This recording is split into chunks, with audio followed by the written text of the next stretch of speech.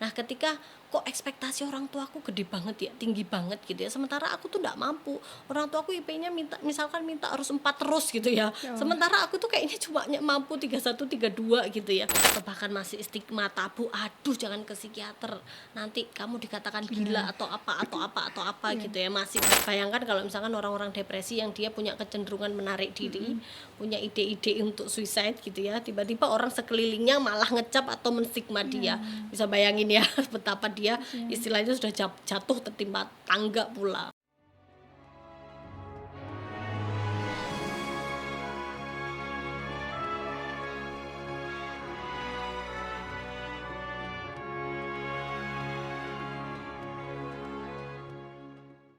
Assalamualaikum warahmatullahi wabarakatuh. Halo teman-teman setia penonton podcast Ashifa. Jumpa lagi bersama kami di podcast Ashifa, Istiqomah Menebar Kebaikan.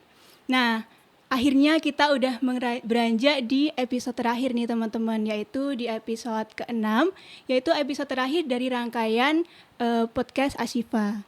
Pada rangkaian terakhir ini kita akan membahas sebuah topik yang mungkin sangat urgent nih di kalangan penonton dan teman-teman semua, khususnya bagi para mahasiswa, yaitu tentang kesehatan mental. Nah, kita juga mengundang bintang tamu yang spesial, yaitu Dr. Aziza Martinu Karimah, spesialis kedokteran jiwa, yang nanti kita akan berbincang-bincang bersama selama kurang lebih 30 menit ke depan nih dokter. Kita akan membahas tentang apa sih urgensinya tentang kesehatan mental itu, begitu. Baik, mungkin langsung saja nih dokter. Langsung saja untuk yang pertama nih dokter, kan kita dulu tahun 2020 nih dokter, waktu awal-awal pandemi, kayaknya kesehatan mental nih belum terlalu dibahas gitu dokter. Lalu kenapa sih dokter setelah tahun 2020 ini, setelah di masa pandemi, kesehatan mental itu sangat-sangat seperti penting banget untuk dibahas itu dokter? Kalau boleh tahu kenapa ya dokter? Ya, jadi kenapa kesehatan ini sekarang jadi ngehits gitu ya di kalangan anak-anak muda zaman sekarang, di kalangan masyarakat sekarang gitu ya, atau mungkin di kalangan generasi Z ini kok jadi sangat familiar sekali tentang mental health gitu ya, banyak dibahas tentang mental health sendiri gitu ya. Mungkin juga berawal dari pandemi itu sendiri. Kemarin kan pandemi COVID itu merupakan suatu hal yang baru gitu ya di dunia ini gitu ya. Orang tiba-tiba secara mendadak, secara cepat disuruh banyak tinggal di rumah gitu ya. Kemudian dengan keadaan yang super cepat, penyakit itu menyebar dengan cepat secara luas gitu ya, sehingga orang-orang dilarang untuk pergi keluar rumah dengan bebas, harus pakai masker, semua perkuliahan diganti gitu, yang awalnya bisa tatap muka jadi jadi harus daring, apa-apa dengan gadget gitu ya.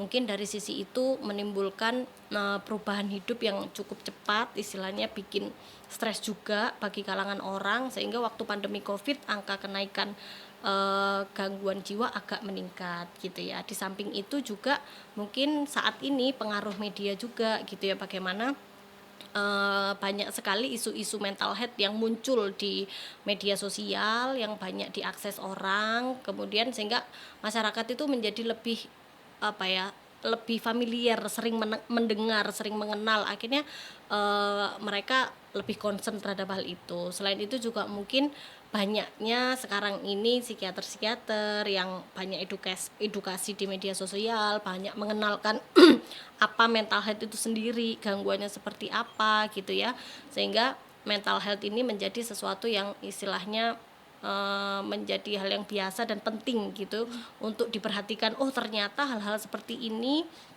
itu sangat penting bagi kesehatan kita karena bisa mempengaruhi produktivitas kita. Mungkin seperti itu ya Mbak Aprilia. Ya, jadi dengan adanya informasi yang bisa beredar dengan cepat itu membuat masyarakat itu lebih aware gitu ya dokter. Betul. Dengan kesehatan mental. Oke, mungkin langsung saja lanjut ke pertanyaan selanjutnya nih dokter. Nah, seringkali tuh mahasiswa itu waktu kuliah itu dokter kayaknya terlihat biasa-biasa aja gitu, terlihat baik-baik aja, padahal aslinya tuh dalam jiwanya itu kayak ada kesehatan yang perlu kita ungkapkan gitu lah dokter. Nah, lalu apa yang sering menjadi penyebab utama tekanan mental di kalangan mahasiswa dokter, dan bagaimana hal tersebut bisa mempengaruhi kesehatan mereka gitu.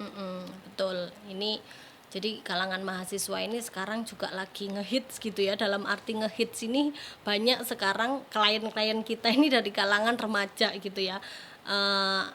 Mulai istilahnya kalau zaman dulu mungkin banyak yang dewasa gitu ya, yang berobat atau pergi ke psikiater gitu. Tapi sekarang ini trennya berubah. Sekarang remaja ini banyak sekali yang sudah sering datang ke kita, baik hanya untuk konsultasi atau memang mengalami yang namanya gangguan jiwa itu sendiri gitu. Sebenarnya banyak sekali ya faktornya. Kalau mau dilihat dari faktor yang menyebabkan gangguan jiwa, bisa dari faktor biologis, bisa dari psikologis, dari sosialnya, atau mungkin dari masalah spiritual atau religiusitasnya. Namun kalau dari kalangan mahasiswa ini ada beberapa poin, misalkan mungkin dari masalah beban akademis atau finansial gitu ya, mungkin UKT atau mungkin uang sakunya, mungkin itu juga ngefek.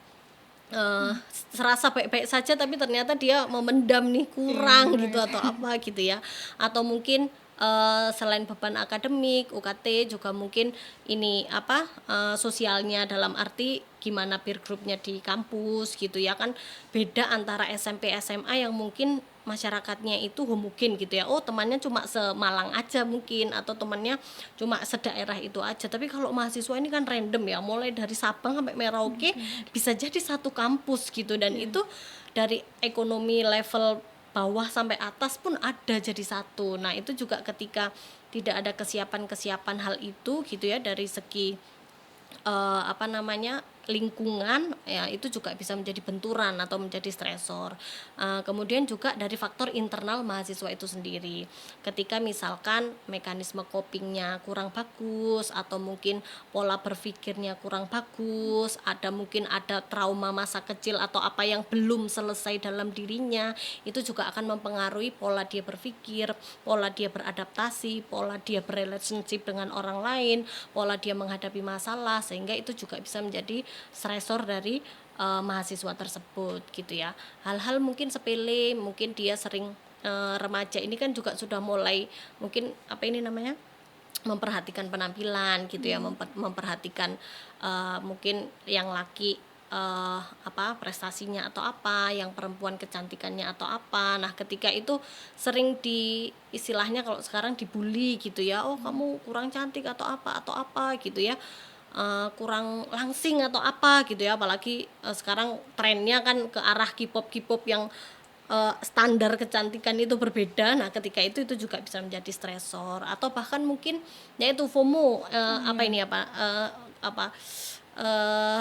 hawa-hawa FOMO yang sekarang, wah lah ini kalau kayak gini aku harus kayak gini gitu ya, ngikuti, kalau enggak aku ketinggalan zaman, enggak bisa ngikuti tren. Nah, ketika hal itu tidak tidak mampu dia lakukan, itu juga bisa menjadi stresor tersendiri bagi mahasiswa tersebut. Jadi sebenarnya faktor-faktor yang menyebabkan suatu resiko gangguan jiwa pada mahasiswa itu ya cukup kompleks sebenarnya. Oleh karena itu ya pinter-pinternya kita nanti untuk memanage bagaimana dia tidak menyebabkan gangguan jiwa seperti itu. Berkaitan tentang orang tua tadi nih dokter, kan kita kuliah dari biayanya dibiayai oleh orang tua. Nah, itu tentu ada tekanan tersendiri atau beban tersendiri saat kita kuliah di sini jauh dari orang tua. Pasti kan kita ingin memenuhi ekspektasi orang tua gitu dokter. Betul. Nah, bagaimana jika semisalnya ekspektasi orang tua itu terlalu tinggi untuk kita ya dokter, jadi kita sangat terbebani mentalnya gitu dokter. Nah, bagaimana sih cara mengontrol hal tersebut dokter? Nah, betul. Jadi kadang ngempet itu takutnya jadi bom waktu ya. Mungkin ada beberapa orang yang dia ketika menahan sesuatu gitu ya, dia bisa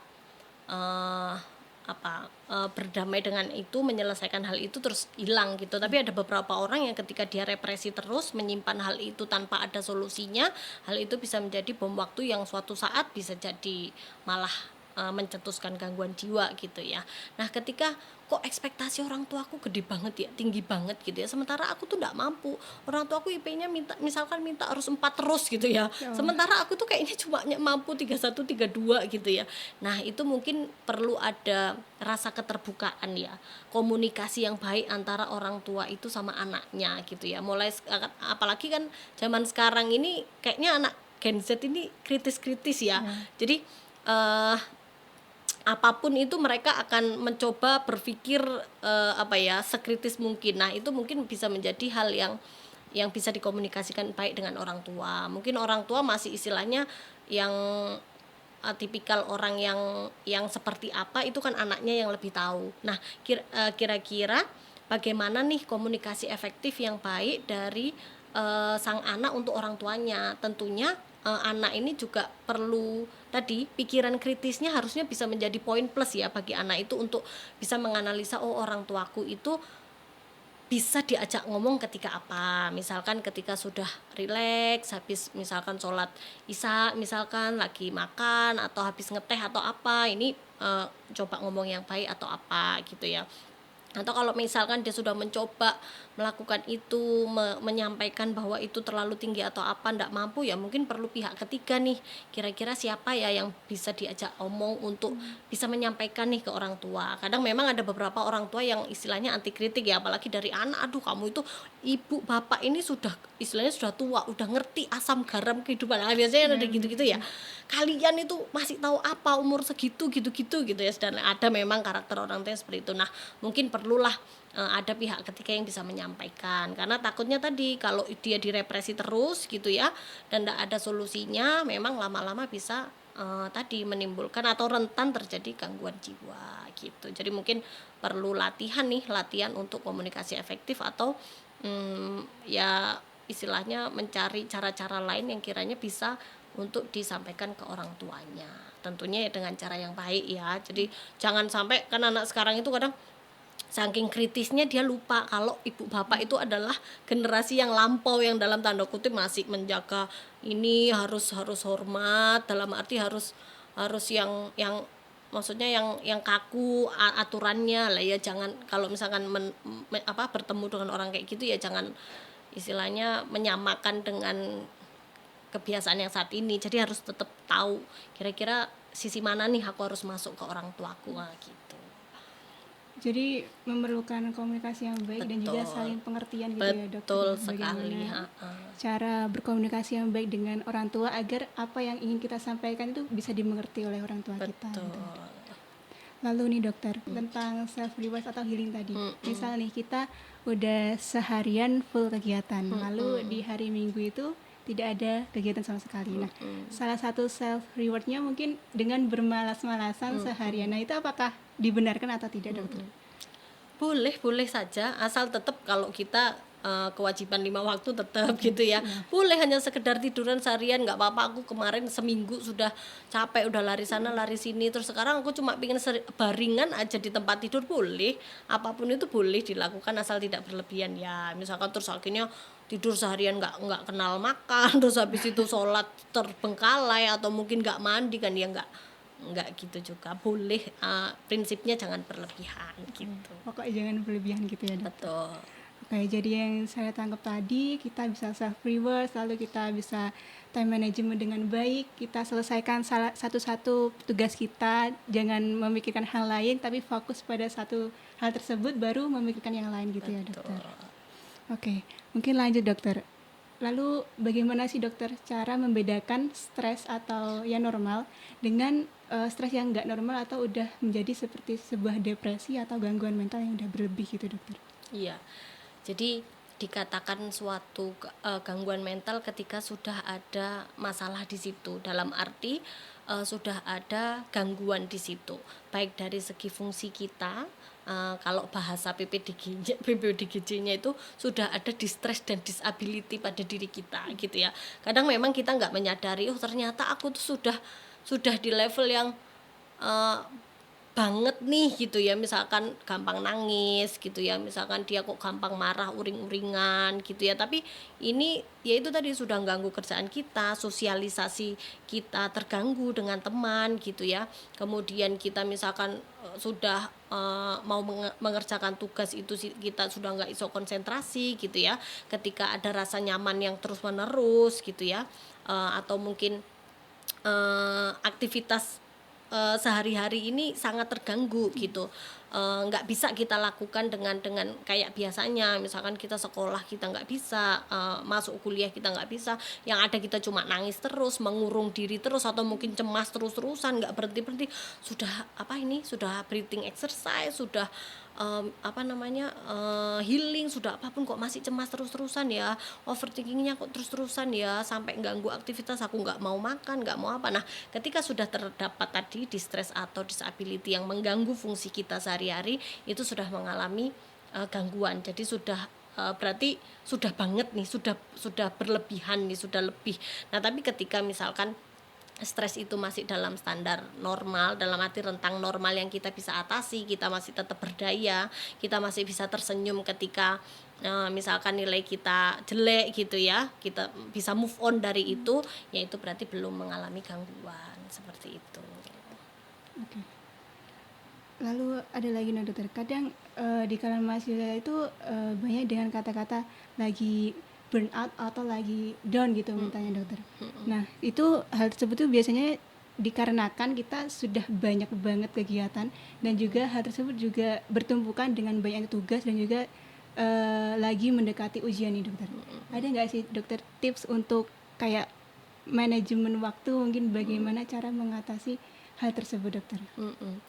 Iya, burnout itu kan artinya kelelahan mental ya, saking mungkin tadi bebannya bertumpuk atau ngumpul di satu waktu gitu ya, sehingga akhirnya bikin kita itu tadi capek gitu ya, benar-benar exhausted atas semua beban yang kita terima gitu ya. Caranya gimana? Mungkin salah satunya kita perlu tadi time management, kita tahu mana skala prioritas. Jadi kita kembali lagi ke skala prioritas, mana nih yang harus kupikirkan saat ini. Oh, besok ujian ya, sudah aku fokus ujian dulu. Kan ada nih skala prioritas yang penting tapi waktunya kapan gitu kan. Terus atau mungkin ini tidak penting, ini lama juga. Terus ini mendesak tapi nggak penting. Nah itu kan ada tuh skala-skala prioritas kalau dulu zaman organisasi gitu ya. Nah itu perlu kita terapkan juga dalam keseharian kita. Kenapa? Oh misalkan ini penting, buat surat tapi harus besok. Tapi di sisi lain aku besok juga ujian, mana nih yang harus kudahulukan lah, supaya kita nggak stres diuber-uber Pak Ketua Panitia, ya kita selesaikan dulu itu surat meskipun itu nggak terlalu penting dibandingkan ujian kita gitu ya, tapi Pak Ketua ini sudah minta terus, ya udah selesaikan itu. Nah jadi skala prioritas, time management itu penting ya untuk kita terapkan. Nah dunia organisasi ini, teori-teori dalam organisasi itu hendaknya kita juga bisa praktekkan dalam diri. Jadi dia tidak hanya sekedar teori kalau organisasi, manajemen tim atau apa itu kayak gini, itu enggak. Itu kita praktekkan juga gitu. Kenapa? Supaya ya itu tadi, karena organisasi ini adalah salah satu cara kita untuk belajar ya, bertumbuh untuk jadi lebih baik. Nah, harapannya ilmu-ilmu yang ada di sana juga bisa kita praktekkan supaya kita tadi bisa mengelola segalanya dengan baik, seperti itu. Oke, mungkin lanjut nih dokter. Terkadang kan kesehatan mental atau mental health ini di kalangan keluarga kami sendiri itu atau keluarga kita itu masih tabu gitu dokter. Kadang kalau kita lagi stres malah dikaitkan, makanya ibadahnya dikencengin gitu. Nah bagaimana sih dokter caranya agar kita itu, keluarga kita khususnya itu lebih aware dengan kesehatan mental, sehingga dan bagaimana caranya agar kita bisa menyampaikan dengan baik gitu dokter? Iya, memang ya itu tadi ya, kadang ada pola gap generation katanya juga gitu ya. Kalau dulu mungkin nggak kenal atau bahkan masih stigma tabu, aduh jangan ke psikiater nanti kamu dikatakan gila atau apa gitu ya, masih banyak stigma sebenarnya yang di masyarakat. Nah ini memang salah satu PR ya. Alhamdulillahnya kan sekarang sudah banyak psikiater yang sudah mulai turun gunung nih untuk mengedukasi masyarakat, karena ternyata di Indonesia ini masih sangat apa ya istilahnya, masih sangat tabu atau sangat stigmanya masih terlalu kuat tentang kesehatan mental, meskipun tadi sebenarnya sudah banyak berseliweran gitu di media sosial gitu ya. Nah mau nggak mau tentunya kita yang salah satu, karena kita juga ada di profesi kesehatan ya, di mahasiswa dunia kesehatan. Nah kita sosialisasikan itu, kalian merupakan panjang tangan kami gitu, juga bantu kami untuk menyampaikan, memberikan pengertian, karena kadang bisa jadi mereka menolak itu karena nggak ngerti. Jadi kalau ternyata ke psikiater itu bukan hanya orang yang dengan gangguan jiwa berat, ternyata konsultasi bisa, ternyata misalkan orang dengan anak-anak yang berkebutuhan khusus bisa, ternyata orang yang dengan istilahnya stres, beban tadi kuliah banyak atau apa itu bisa. Jadi nggak murni gangguan jiwa berat yang tadi katanya gila tadi gitu ya. Jadi yang itu perlu dikenalkan. Bisa jadi mereka berpikir seperti itu karena nggak tahu, nggak kenal. Mungkin mereka juga jarang buka gadget gitu ya, apalagi mungkin yang masih di desa atau di kampung yang jauh dari, atau jarang buka gadget gitu. Tentunya informasi-informasi bisa jadi miss gitu ya, bisa jadi terputus. Nah maka kita sering-seringlah, mungkin ya nggak langsung bahasanya, nggak langsung nguliai mereka gitu, nggak ya, kita ngobrol tentang apa ini itu kemudian nyerempet dikit, memasukkan dikit tentang mental health, sehingga mereka bisa lebih aware, bisa lebih paham gitu ya. Karena kalau masih di daerah itu kadang masih banyak yang dipasung, masih banyak orang-orang yang sakit itu nggak diobati, masih dikira kemasukan jin sehingga nggak perlu obat, padahal ada beberapa hal yang memang itu butuh pengobatan. Jadi hal-hal tersebut perlulah sekiranya kita sampaikan supaya mereka bisa menjadi lebih aware lagi gitu. Karena pernah tuh dokter, saya waktu sekolah dulu tuh ada teman saya yang mungkin lagi seharusnya butuh rangkulan kami bersama sebagai teman.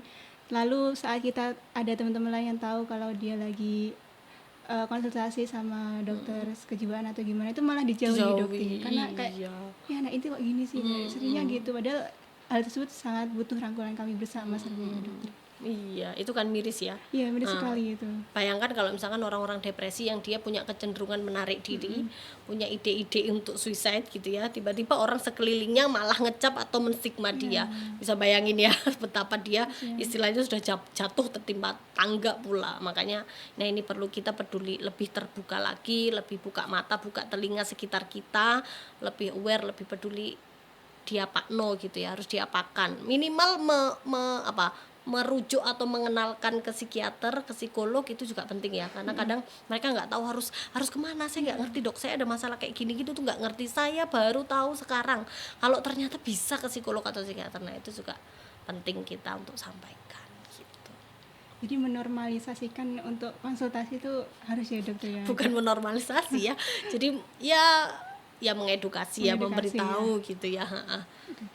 Nah, jika selama tadi kita membahas tentang di pandangan dari kedokteran jiwa nih mungkin dokter Nani, kalau di pandangan Islam sendiri itu dokter, apakah ada untuk mengatasi kesehatan mental ini dalam Islam, dan adakah salah satu cerita dari mungkin Nabi atau sahabat Nabi yang bisa jadikan kita motivasi gitu dokter?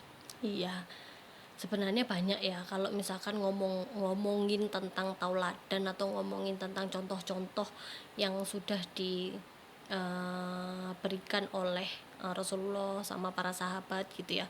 Kalau misalkan kita mau terbuka gitu ya, kita mau lapang dada menerima informasi bahwa untuk saat ini misalkan ada seseorang yang nggak punya ayah atau nggak punya ibu gitu ya, mereka terus menganggap itu sebagai alasan dia gangguan mental gitu ya. Mungkin kalau kita bisa lebih terbuka, kita bisa lihat contoh dari Rasulullah ya. Kita tahulah Rasulullah itu nggak punya ayah, nggak punya ibu, ya kan? Iya. Lahir sudah ditinggal, kecil sudah ditinggal, sehingga akhirnya Rasulullah ikut kakeknya, ikut pamannya, disusui orang lain gitu ya.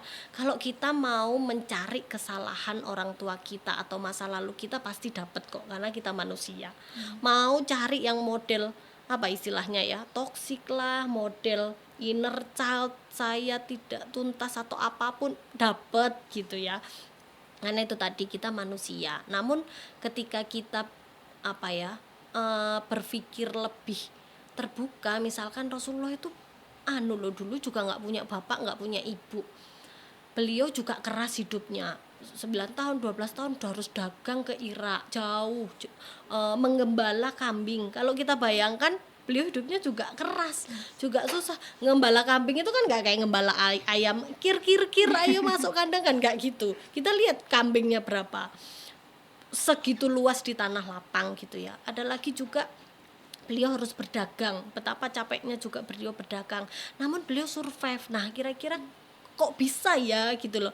Nah itu mungkin hal-hal pelajaran-pelajaran seperti itu perlu kita terapkan juga dalam diri kita. Kenapa? Rasulullah sama-sama manusia kok sama kita, kecuali kalau contoh itu dikasih ke malaikat gitu ya, mungkin karena kita beda gitu, tapi tidak ada alasan karena Rasulullah juga manusia gitu ya. Tentunya Allah istilahnya mengutus Rasulullah, mengutus para nabi, mengutus ada para sahabat di samping-sampingnya. Itu contoh-contoh itu adalah untuk kita terapkan gitu, untuk kita lakukan gitu. Bukan lantas itu hanya sekedar dongeng, cerita atau apapun yang oke, itu hanya informasi kayak gitu selesai, enggak.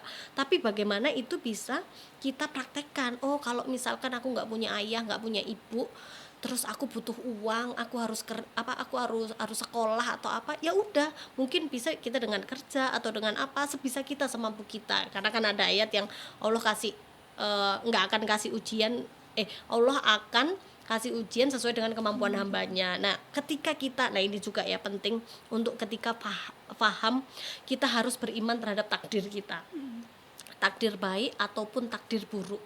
Sepele ya, iman terhadap takdir gitu kan. Tapi ketika kita tidak paham hal itu, kita tidak yakin terhadap hal itu, kita akan goyah ketika kita dapat musibah. Mungkin ketika kita dapat nikmat kita akan oke-oke aja, senang-senang aja gitu. Tapi ketika dapat musibah, ketika iman kita, maksudnya kita tidak istilahnya tidak mengimani hal itu, kita bisa goyah itu. Mana saya sudah berdoa banyak, sudah berdoa sering kali, tapi mana Allah juga nggak kasih solusi, Allah nggak kasih, Allah bisa kayak gitu akhirnya gitu ya. Oleh karena itu penting sekali untuk kita ya tetap religiusitas atau spiritualitas itu tetap berpengaruh. Bagaimana itu bisa menjadi barrier kita, menjadi faktor pelindung kita ketika kita bisa memahami nilai-nilai yang diajarkan dalam Al-Quran atau Sunnah, mencontoh tadi biografi para nabi, para sahabat, para rasul yang itu tuh ada loh, mereka sudah melakukan gitu. Kalau teman kita sombong, ada juga kita kepepet lah, ada Musa, ada Fir'aun gitu kan, kepepet di Laut Merah. Ada orang yang nggak telin, misalkan kayak siapa tuh, para sahabat yang ini kencing di masjid, bayangkan itu masjid dia kencing, kan ada beberapa contoh-contoh. Nah terus juga ini betapa memaafkannya Rasulullah yang ketika beliau dimaki-maki oleh orang tua yang buta, tapi beliau masih tetap menyuapi. Nah itu kan banyak sekali contoh yang sebenarnya kita bisa praktekkan ya dalam diri kita. Oh gimana sih cara mengelola emosi, gimana sih cara kita bersikap ketika ada orang ini. Nah sebenarnya sudah ada contoh-contoh itu, tinggal kita mau belajar dan menerapkan atau tidak. Karena kadang bisa jadi kita belum seperti itu karena satu, kita nggak tahu ilmunya, dua, kita agak denial atau agak menolak hal itu untuk kita terapkan. Nah itu berarti kan ada hal-hal yang mungkin kita perlu untuk tadi terbuka atau berlapang dada menerima suatu informasi itu ternyata ada nih di Al-Quran dan di Sunnah gitu, seperti itu. Jadi mengimani takdir kita itu sangat penting. Betul sekali. Jadi bukan hanya sekedar iman, rukun iman ada 6, 1, 2, tidak. Tapi bagaimana itu bisa terinternalisasi dalam diri kita, sehingga ketika kita berbuat, bersikap, beraktivitas, oh itu masuk loh, itu maksudnya gini loh, ini harus gitu, itu seperti itu. Ya, terkadang tuh kadang salah satu di surat Al-Baqarah ayat 286 kan Allah tidak akan membebani hambanya di luar dari kesanggupan hambanya. Jadi Betul. kalau ada masalah, ya Allah ini mungkin bisa Berarti saya mampu saya aku. lewati bisa, Iya, gitu. betul. Ada lagi kan surat lain di ini Alam Nasroh itu ketika Allah kasih masalah ada solusinya. solusinya. Udah Selalu kita ada tinggal solusinya. yakin aja. Pastilah ini Allah kasih solusi. Kasih Tinggal solusi. kita nunggu waktunya gitu. Tinggal kita gimana nih menyelesaikannya. Asal kita on the track ya. Karena kita juga punya istilahnya kan kita juga punya keyakinan kalau dosa itu bikin cemas ya. Dosa itu bikin masalah ya. Ya sudah berarti kan kita berusaha sebanyak mungkin untuk senantiasa bertobat, beristighfar dan udah on the track aja lah, nggak usah cari masalah gitu ya. Sudah tahu nyolong itu nanti timbul masalah, bikin kita cemas, bikin kita jadi stres. Ya udah nggak usah nyuri lah. Nah, gitu aja lah. Oke, mungkin yang ini kata-kata penutup nih dokter diperuntukkan bagi teman-teman yang lagi nonton podcast hari ini.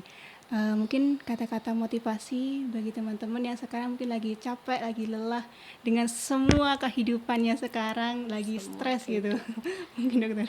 Ya, ya jadi ya ada beberapa ya hal ya yang mungkin kita perlu pahami itu. Misalkan ini hidup ini kan perjuangan ya, hidup ini adalah perjuangan gitu ya. Jadi ada quote yang bilang bahwa teruslah bergerak, teruslah berjalan sampai kelelahan itu lelah mengikutimu gitu. Tandanya ya kita memang harusnya memang terus bergerak gitu. Kenapa? Kalau nggak bergerak ya air aja kalau nggak bergerak bau gitu kan. Air aja kalau nggak bergerak jadi lumutan, jadi nggak bisa dipakai. Nah begitu juga kita gitu ya. Dengan kita bergerak, dengan kita terus berjuang, tentunya kita juga akan bisa mencapai hal yang lebih baik lagi. Kemudian ketika kita stres, capek atau apapun, satu hal yang perlu kita ingat, ketika siapapun nggak ada gitu di samping kita, atau nggak ada yang support kita, atau nggak ada yang, atau semua orang benci kita, satu hal yang perlu kita ingat bahwa Allah itu ada dan Allah itu bersama kita. Supaya kalau apapun kan aku punya Allah gitu kan. Kalau aku lagi sedih, lagi capek, lagi malas, loh kan aku punya Allah. Curhat sama Allah, minta solusi sama Allah, kita cerita sama Allah kan gak ada salahnya gitu. Karena dalam hadis pun juga dijelaskan ya, ketika kita bertobat tuh Allah tuh sangat seneng banget sama hambanya. Allah itu sangat apa ya bahasanya, bahkan senangnya Allah itu melebihi orang yang ontanya lari. Ketika dia di padang pasir, ontanya hilang, terus dia menemukan kembali, kan seneng banget ya. Misalkan dompet kita hilang, terus kita nemu lagi, kan kita seneng banget. Nah Allah itu sangat senengnya tuh lebih besar lagi ketika dia melihat hambanya bertobat gitu ya, melihat hambanya mendekat gitu. Oleh karena itu udah nggak usah ragu, nggak usah khawatir. Kita tuh masih, kalaupun seluruh dunia istilahnya nggak pro kamu, kita tuh masih punya Allah kok gitu. Jadi kalian tuh nggak sendirian, kalian tuh nggak ada, maksudnya nggak kesepian ketika kita meyakini bahwa Allah itu sama kita. Oleh karena itu ya mungkin perlu ya kita sering-sering belajar, kita sering asah keimanan kita gitu ya, perkuat, pertebal keimanan kita. Ya bukan untuk gangguan jiwa karena lemah iman, enggak gitu juga, tapi bisa menjadi tadi faktor pelindung supaya kita hidup ini bisa lebih lebih damai, lebih tenang, dan kita bisa menjalani sesuai yang Allah mau, seperti ya, supaya Allah tuh ridho sama kita gitu. Mudah-mudahan bisa bermanfaat ya. Jadi apapun yang terjadi teman-teman, ingat bahwa Allah itu selalu ada begitu. Baik, mungkin yang tadi itu merupakan kata-kata terakhir gitu dari penutup episode pada hari ini. Kami ucapkan terima kasih banyak kepada Dr. Aziza yang telah berkenan hadir untuk mengisi podcast kita yang terakhir nih dokter. Baik, mungkin cukup sekian dari kami. Jangan lupa like, comment, dan subscribe nanti.